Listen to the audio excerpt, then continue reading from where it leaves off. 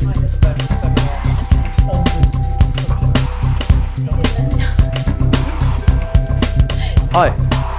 Hello, everyone. How are we? Good day? Good day? Good day? Great. Okay. My name's Mark Elliott. I am a marketing consultant. I basically started my business about 2.5 years ago, and today I'm going to focus just on one very specific subject, which is actually improving your Facebook advertising accuracy. So that's what I'm going to be doing. I'm going to be taking you through a click-by-click example, and so you can see exactly which buttons I'm pressing and why. They are recorded, otherwise I'll be here for hours. And if you don't mind holding questions to the end, that would be useful, just because it's quite timed on my space here. So yeah, without further ado, let's get started, if that's okay. Okay, so a little bit of who I am, I just explained. This is going to take about 30 minutes to go through, give or take, not much longer. I'm going to take you very fast through a quick strategy slide. Then I'm going to look at personas, which some of you might have done before and some of you might be aware of, but when we get to the actual advertising part, it's actually one of the most critical pieces of pre-preparation work. So if you haven't done that, your advertising will fail. That's it, simple as that. It's known as segmentation as well, but it's down to a persona level, or avatars they're often referred to. So that's quite useful. We're going to discuss very quickly, should you boost or should you not boost on Facebook? I'm sure you've all seen that lovely tempting little button, and it's all really nice, and then you get really loads of numbers. We'll explain why that might not be as nice as you thought. Then we're going to stroll through a little bit of click-by-click stuff, yeah, and you'll get the video afterwards. You can download it, so you, as I say, take notes, but also feel free to just sit back and enjoy it. And you'll get the voiceover later as well.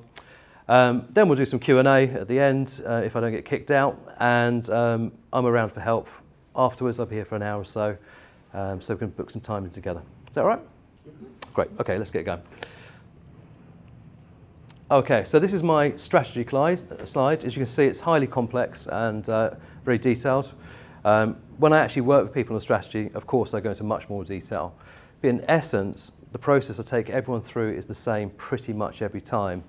So really looking at the start point being the middle on the customer side, and then working my way out towards ensuring that your businesses have things like social media policies in place. So that's, even if you're an individual, having your own one-page policy is actually really quite helpful to remind yourselves, like, don't social media when I've had a beer. I'm sure people have done it. Guilty. But then coming around the outside becomes the more sort of meat on the bones. So what are you trying to do with your objectives? Are you trying to retain customers? Are you trying to raise awareness of your brand, your products, your company? Are you ensuring that when you go round these loops, are you analysing actually what you're doing? Are you learning from that or not? Or are you focused purely on sales and upsells? And again, as we walk through this presentation, you'll see these themes come back through again in the advertising module. These things aren't available in the boost area. The objectives can be mapped to advertising. Then, of course, on the broader scale, mapping your Facebook strategy into your marketing plan, and then up into your business plans, and so on and so forth. So it very much, I always start with the customer side first. Okay, this is a bit of a daft slide. This is what people feel like if you don't target them correctly. This is when I get targeted by, for example, I get targeted quite frequently by Indian SEO companies, that's search engine optimization companies. Hiya. Sorry. Hello. Hello. Hi. Grab a seat. We haven't quite started yet, we've just intro. So I will get targeted quite frequently by search engine optimization companies, even though I offer search engine optimization as a business. And it's like, it's just a bit galling, a bit gritty sometimes. And that will happen with your boosts as well. They're not as accurate in who they deliver to, so actually you can damage your reputation online. And I'd add to that, damage the reputation of other people trying to market online as well. So for a charter marketer like myself, I find that something I want to teach out of people and help your business at the same time. Okay, and we all recognise the monkey, of course. He's very famous. Bless him. Okay, Just a quick example here on this side here, I'll say left to me because it's left to me, is what a page post would look like. And if I can just point here, you've got the dreaded boost button. Yeah. And on the right hand side, you've got an advert that's been created specifically in the advertising module. And you'll see there's a very different layout to it. And over here, there's actually a button that says download. That can be find out more, that can be get more help, that can be a bunch of stuff. This particular advert that I've built is, I'll show you where it is in the portal in a minute. But literally when you click on that download button, it opens up, gives you a bit more information inside Facebook still. So it's not moving anywhere else, opens up a smaller window. And if you feel that that's some information you'd like to download, you can literally get the customer to double opt in. So saying they expressly give permission to give their email. And that's now going to be a legal requirement from 2018. And literally in 4 clicks, it's done, yeah, without leaving Facebook. I then typically squirt that information off to somewhere like a mailing automation system. It could be MailChimp, it could be AdWeber, whichever one you want to use. But that then allows you to start feeding information to the customer and start to engage with them, have a conversation with them. And I think that's, following on from the guy that was doing sales here earlier, it is about conversations online, not selling. This is a bit of a thing called a lead magnet. So this is me saying, look, I'll give you something useful in exchange for your email address. The follow-up then from it, in fact, I send something else useful and I send another one that's something else free and useful. And then gradually I start to try and get the person to give me a call or have an appointment. Because for me, that's my objective. So far, so good? Yeah. Okay, great. Okay, really exciting one. This is the one that everyone gets really excited about, this slide. Not really. But very quickly, unlike boosted ads, which are done on an individual level, and that's how you run them, inside the advertising module for Facebook, it breaks down a little bit differently. So here you have a campaign section. So that campaign, in my case, I run these for clients as well. It might be, well, no, let's say, I'm just trying to think something quick. It might be a hotel I'm looking after. Let's say it's that, yeah? And down in here, then, the advert sets might break down into something like spring, autumn, summer, winter. And then over at the very end here are the individual adverts that slot into each one of those quarters. So if it was a summer campaign, I might have 30 adverts running, but I can switch all the other ones off. And then next summer, autumn, winter, I can just switch them back on again or tweak them slightly. So there is a bit of, you can reuse some of your stuff, not having to build again and again and again, which can make life a bit easier. This doesn't exist in the standard area until I show you where, because it's actually there all the time. Okay, that pretty much covers that. I say sorry for a bit of background, but I just want to make sure there's some context to this. Absolutely critical to Facebook marketing success is what's known as A/B or split testing or comparative testing of adverts. It sounds horribly complex, it's not. And in fact, as you go through the advert build, it automatically gives you the option to do it. Very simply, this comes from a direct mail approach that was established many moons ago. And marketing companies who were doing direct mail used to send out 1, 2, or hundreds of variations of envelopes, for example. So one would have a window, one wouldn't. One would have a different logo on the top, one would have none. They'd measure the results back on those, and whichever one was getting the greatest responses and, and positive returns, or negative, that would be the winner. And over time, they'd tweak that one again, yeah, and test it against maybe another 2 or 3, and repeat again. Now, you don't need to go to that level of detail, but the minimum I recommend as a minimum is to always do an A and B advert. So, for example, the advert you saw me just a minute ago with the download on it, you could have just simply changed the picture or changed one word, and it has to be incremental changes. What happens then is that you run them over 3 or 4 days at maybe £1 a day, yeah, which is the minimum that Facebook will let you do. And within that 4 days, you will see one's winning within 4 days. So you spent £4. You then, I tend to, and when we're managing accounts, we tend to then develop that over a period of weeks until we've got the cost per action. So how much is it costing for an impression? How much is it costing for someone to actually click through or like or share, etc., down to the minimum we feel we can get to. And for an example, I'm running a homeless campaign for a gentleman. Last winter we started off, we didn't have any data, so we had to just go as wide as possible and just test. And the cost per action, which was to sign a petition at the end, started off around about 45 cents. I don't know why we were using cents, but hey, that's what we're using. By January, we've got that down to 9 to 11 cents. So, and this is by refining, adjusting, and tweaking. And I'm going to show you exactly how to do it in a minute. So when I say it's 400% differential, it's based upon that sort of data. Yeah?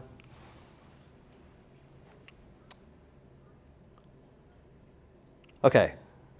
So we're going to go into the build side. It's going to be quite challenging for me here because I've got videos. I was told there was no Wi-Fi or very poor Wi-Fi here. So I've had to record these, and I'm going to keep as much to times and scripts as I can. But if the mouse is doing this and going around a bit, yeah, it's because it's recorded. So I apologise for that. On the actual one, there's an audio of me in sync with it. I'll be pleased to know. It was a workaround, so hopefully it'll be okay. Okay. So there's 7 parts to this. The first part is probably the longest, and then it goes smaller, smaller, smaller. When you get into the add module, which I'm just about to show you, you'll see that down the left-hand side, yeah, as you're facing it, there's a set of steps that you go through. And as you literally progress through, you'll see them tick automatically, so you know you're nearly finished.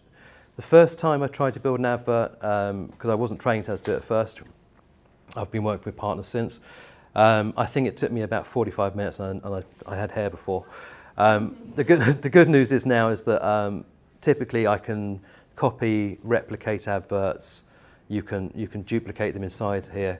It's got much faster, and now I can build an ad in 5-10 minutes. I've also got my audiences defined and refined. So again, I'm not having to create those from scratch. The first time you have to do all that, but you can save your audiences, and that really helps too. So the first time, a bit painful. Once you're through it, it gets much quicker, and then you'll see the value.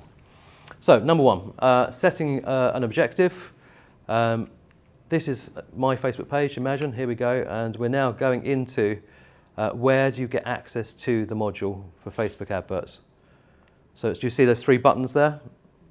Yeah, you click on that, drops down, and here are the stages. They're just on the side of the screen, unfortunately, here, but you can see that there's different stages to building the advert. That's the ones that we'll go through. Okay, and then I'm just changing out here from a client's account to mine because I realised I had it open when I was recording. Well, they're all right, they'll be fine.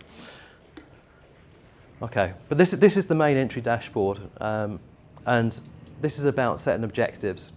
So in my mind's eye, you would have already put into your head where you want to go with your marketing. Are you trying to sort of like make a bigger splash out there online, get people to know about you? Are you trying to get them into the next stage, which is to start considering a purchase, downloading some information maybe, some advice that's relevant to them? Or are you trying to convert them into a sale? Now, I've seen a lot of people try and jump straight here, yeah, and I guarantee you, this is going to go around all over the place, of I guarantee you will burn a lot of cash if you jump straight in there. Particularly if it's a new account, it won't work. And we're going to go over to somewhere else now, 1 second. So, where we just jumped to here, this is the background stuff that needs setting up before you can start, and it's under the Adverts Manager and Tools. I told you it's going to be tricky, didn't I? And that's where you set up things like your payment methods, and if you want to set up admins or other people helping you to develop the account, that's where you do that. I haven't gone into that in detail because that in itself could take me 2 hours to go through that, the menu after menu. So sorry, yeah, I was saying that to jump straight into conversion site is probably not the best thing. You're trying to convert people to a sale. It's a really, excuse my French, pretty awful way of marketing online. I'm sure you know that. My recommendation is, if you're new, is to start here and build this gradually. Try to really encourage and nurture people towards you. Make sure the content in these is very much about them, not you. We use a phrase called wee disease, and I see it all over websites and Facebook marketing. I'm guilty sometimes, no one's perfect, but it's like, at so-and-so company, we do this. Really? I'm bored already. It's just not really interesting, is it? Yeah, I've got a guilty person hiding in the back. Try and flip that around, and definitely with the early awareness ones, you're not trying to sell. You're literally just trying to trigger an interest. And with these ads as well here, you're really trying to get actually around about 7 impressions. So their eyeball seeing your advert in their timeline around about 7 times. And that's typically the point where someone will then click if they don't know you before. And that's the standard rule of marketing that's tried and tested going back to the time of market stalls in Stone Age, I think. But it certainly works in everywhere I've worked, including corporates when I've tested it. So the consideration stage then moves them on to a next phase, which is, I showed you the ad earlier. This was this one, a lead generation one. So this is now trying to sort of pull them off the page, slightly warm them up, but you're not trying to sell to them again. You're not trying to flog them at this stage. So one of my clients actually offers a 7-day free trial for their service at this point as a good kind of, if I give you 7 days free trial, will you give me your email? And that's kind of the exchange, and that works for them. But if some people will be closer to sale, and of course then you need to have some conversion stuff in there as well. In the end, and budget depending, you should be running all 3 all the time, because your customers aren't at that stage, or that stage. They could be at any of those stages, and they could be at any of those stages within a period of a day. Think about buying a car. I get excited, I go to buy a car, and then I come home to the wife, and I go, I'm excited about buying a car, and she went, you're not buying a car? No. Yeah. So I get kind of kicked off. We're moving on, great, excellent. I love it when I do work like this. This is just purely saying I've selected the objective of brand awareness, and that was me just giving it a bespoke name so that I can recognise what campaign it was. So because it just comes up with blah 1, blah 2 otherwise, and you won't know where you're at. So far so good? Yeah? Okay. So let's see if we can get this puppy moving. Now you'll see this cup gradually filling up, so you know how long you've got to listen to me, which is probably good news. It gets to here quite quick. I've also got a talking laptop, by the way. It keeps telling the time to me, so that's what that is. Okay, so this is now into the next stage. So we're starting to build the audience. So this is really trying to narrow down who is it you're trying to communicate with. And this is where the work you've done on personas is critical. It's absolutely essential, because my very short phrase is be where your customers are. If you haven't got a clue where they are, where they are online, what they're shopping, what they're buying, what they're doing, then actually you're just going to throw money at the wall and keep wondering why they're not sticking. I have got a personas crib sheet. If anyone wants it afterwards, I can give you a link. I'll just give it to you for free. Yeah, and it literally gives you the basics of how to start putting that together, and it's not rocket science, I'm pleased to say. Okay, I'm going to keep up my video self here. He's a bit faster than me. Right, okay, so over the side here, just to give you a navigation round, this over here gives you an idea of how your ad's building. We've just cleared out the standard thing in here, which had UK, and now what I'm just starting to do now is I'm starting to show you the 3 different ways you can target a geographical region, anywhere in the world, doesn't matter where. Yeah. This one I'm just basically saying I work in London, and therefore London's quite good. But to be honest, I don't really like travelling very much over here. It's a pain, yeah. And my target area tends to be Essex and the east side of central London. So gradually what I'm doing is I'm refining it. When I put in London, it gave me an automatic radius around the centre of London, 17 kilometres. It's pretty hit and hope, isn't it, really? No? Like, hit some mud. Way! It's not going to work. The second thing I'm showing you here is that you can drag a pin onto a map. And you can literally drop it straight, say, onto Brentwood if you wanted to, like that. And that will also give you an automatic radius around it, which you can adjust down to typically either 3 or 1 kilometres, depending on how Facebook's feeling on the day. And it really is that fickle. This time it's let me do 1 kilometre, there we go, from where I'm based. Where is that? Wanstead. It's not where I'm based, I'm in Chingford. But you get the idea. You can also do things by map grid reference. If you want to get super accurate, you can actually punch that in. I know. Scary. And then the next stage we're going to take you into here, I think we're going to take you into postcode side. So here we go, this is my old hometown of Brighton, where I come from. And you see here, I've just put in the BN411 postcode. And now you can see how accurate it is. So instead of splattergunning the whole of London, you can actually hit a postcode down to postcode in code. Does that make sense? So, BN15, BN411. Sometimes it lets you go to one digit out, but not very often. But we used this for a political campaign earlier this year for an independent candidate in Ilford. And we literally just took every single postcode in the Ilford area and just basically, it was pinpoint accurate. So we weren't targeting anyone outside the Ilford area. Why would we want to be? They don't really want to do that. We did other marketing like PR, above the line stuff to hit press, journals, that side. But for hitting the voters, we want to be right in there. And we did some other things in here, which included things like changing the language so that we had an advert that went out in Urdu and other languages from the heavily spoken area. And we wrote them in that language. We've got a translator in. He actually wrote the ads in the native language of those people, which gave her a massive jump. She only started her election campaign 3 weeks before, and she ended up with 700 votes, which doesn't sound like a lot, but with 3 weeks running into an election that was that noisy, it was pretty good. So this kind of targeting really helps. I was trying to show you this before I jumped myself forward. This shows how much the reach is now. So potentially daily, this is going to reach somewhere between 1,400 to 6,500 people. The audience sizing is looking good. This says basically it's too narrow. This one says it's too broad. You want to try and get this arrow by making these adjustments into a vertical position. So all I'm doing here now is refining. Yeah, and as we go down through, you'll see that the audience actually in this particular case shrinks down too small. So I'd have to go back up again. I didn't do it because it bore you, but I'd have to go back up again and basically open some of the segmentation out a bit because it probably wouldn't serve to the right number of people in a day. It just nothing would happen. Yeah, here I'm starting to build an ad now, which again, if you could hear my dulcet tones on the ad, what I'm doing is I'm saying, right, I know Brighton pretty well. I know that there's Italian language schools there. And I know I want to target people who speak Italian. Yeah. And in here, I then want to start targeting particularly women who speak Italian between a certain age.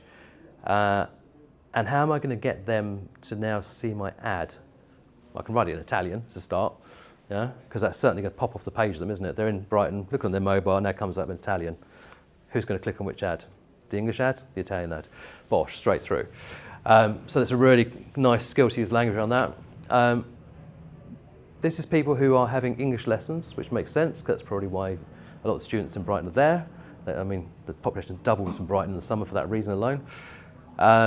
And then, okay, so we've got targeting, we've got women, we've got the age groups. You can see gradually I'm refining it. You can't, again, do this in the boost area. It just doesn't work, not to this granularity. I'm going to keep saying because it's a pet hate of mine. As we go down in a minute, we're then going to start adding in stuff from the persona work that I mentioned earlier again. And I'm not going to leave that one alone either. And we're going to start now picking on the magazines that they might be reading in English to learn English better. Does that make sense? I know. Hey, I don't know. I'll put it together late at night. This. I think I'll put Cosmo in there next or something as well. So I'm probably way off. The point being is that when I lived in France, that was the sort of thing I used to do. I used to buy Le Monde. Yeah, I didn't buy an English paper. I bought a French one because I was trying to improve my language. So if I target people, in this case women of this age group, who basically in Italian, who are reading an English magazine to learn their language, how many of your competitors, if that's who you're targeting, do you think would be down to that granularity? And what happens is that Facebook scores your advert as it starts to serve on a scale of 1 to 9. And 9 is basically pinpoint accurate, and 1 is you're way off the mark. Yeah? And it knows how people are responding constantly to your advert. Even if they don't click on it, even if they don't say, I don't want to see this, it just knows by interaction and engagement, and it measures everything, all day, every day. Am I still typing up there? No.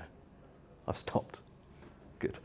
So that's the first part about it. I mean, again, I'll give another example. I'm trying not to use commercial ones because I'm not allowed to, but the homeless campaign, we've got a score of 9 out of 10 on that advert now, which is how we got that cost down so low. And we started very wide. We started by running the advert 24 hours a day, 7 days a week, with virtually no targeting on it apart from UK, because they're the only people who could sign a petition. And then gradually we started testing and refining, and gradually the relevance score went up to 9 and the cost went down like that. So this is really going to save you a lot of money. It's a bit of fiddle to start with. You get it. Okay. Placements, this is a really quick one. Pleased about this. This is simply saying, and again we are moving down, you see now we're down to this one. This is literally saying, where do you want your ad to be served? I'm going to drink some water. Who thinks they can tell me what that means?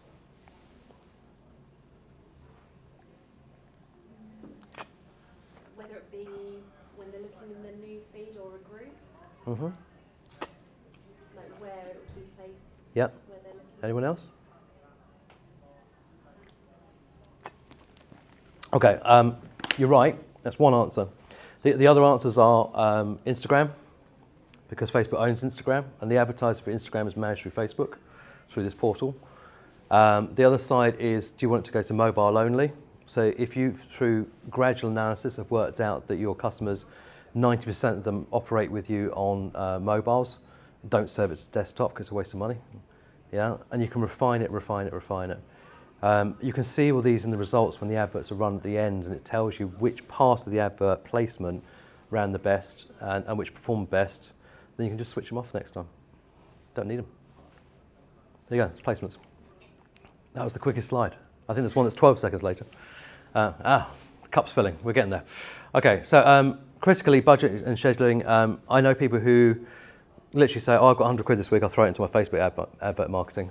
I know people who do it the other way around, which is they actually set their schedules for the year and they put a cap. Whichever way you do it, it's really how you run your business, it's up to you. My view on marketing as a whole is that if you're trying to market your business for any less than 20% of your turnover, you're going to fail in the end. Yeah, you might have a brilliant word of mouth and you might think everything's great, and then one day word of mouth dries up, the market changes, you're stuffed. And I have seen it happen 5 times to people. So in terms of spend here, this is a proportion of that 20%, and it really then comes down to where are your audience. If they're on Facebook, put more into it. If they don't tend to be on Facebook and they're on LinkedIn, go and do it on LinkedIn. You know, don't waste money in places people aren't. It's an absolute killer. On the screen here then is showing the start and end dates of this particular ad, which I think, if I can read it, and I'm right beside it, is 1 month, starting then, ending then. The objective is brand awareness, which was the objective set at the beginning, if you remember. And then this little area here, which is, I'll just change something there. Okay, so I can just change it to lifetime budget to show you that you can now start to drill down to this.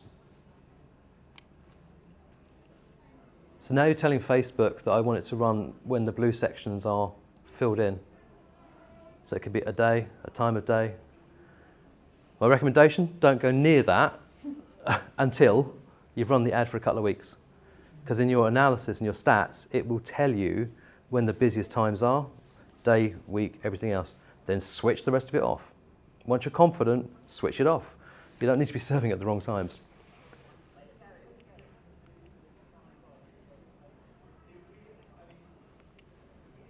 We're up to step 5. This cup does fill up really fast, doesn't it? Has anyone got any questions at the moment before we dive in? Or is it just a bit of lots of looking at lots of clicking things? Yeah, it's a bit intense. Okay, this is actually the nice part. We start to go to building the advert now, which is a bit nicer. But before we do, just make sure if you have more than one business that you pick the right page. Guilty again. I have once placed an advert for a hotel on a nutritionist page. Humble pie.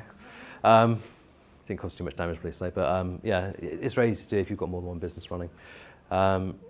And then we're going to move down into, I'm pretty sure I've stalled there again, which is good. We're coming down into the format side in a second. This is the link, by the way, just if anyone needs it or hasn't written it down so far, if you write that down literally as it is and paste it into your browser, that will actually allow you to download the videos of these slides, and it will send it out to you by an email. So send it out automatically.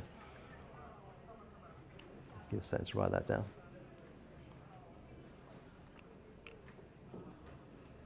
It comes up again in a minute if you haven't got it. It doesn't need http www dot blah blah I in front, just so you know. It is literally as it is. Okay, so the bit that everyone thinks Facebook advertising is about is design and format, but you have to have done all those other bits first really to make it effective.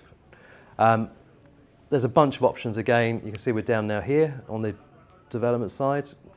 You can have carousel images, so this is like 3 or 4 images that will literally rotate through, and it doesn't mean in front of the customer necessarily. That means when it gets served a second time, it will carousel to the next image or the next image, so that your audience starts to recognize maybe your brand name, or the brand styling, but don't get bored of the image. Yeah, and that also allows you to test off images as well. The other options up there were standard image and video. My recommendation is wherever possible use short videos, 60 seconds or less, professionally done as possible. And the reason for that is that they are just the thing that people are doing and watching. The other trick, and I'll give you a real key one here with videos on adverts or videos at all online, do put subtitles underneath them as much as possible, because people are sitting on trains, they've got the sound off. You know, if you can read it, it works. In YouTube, there's a feature in there where you can literally load up the video, and actually it will try and listen to what's being said, and it will try and synchronize the wording and start filling in the wording for you. You can just tweak the wording.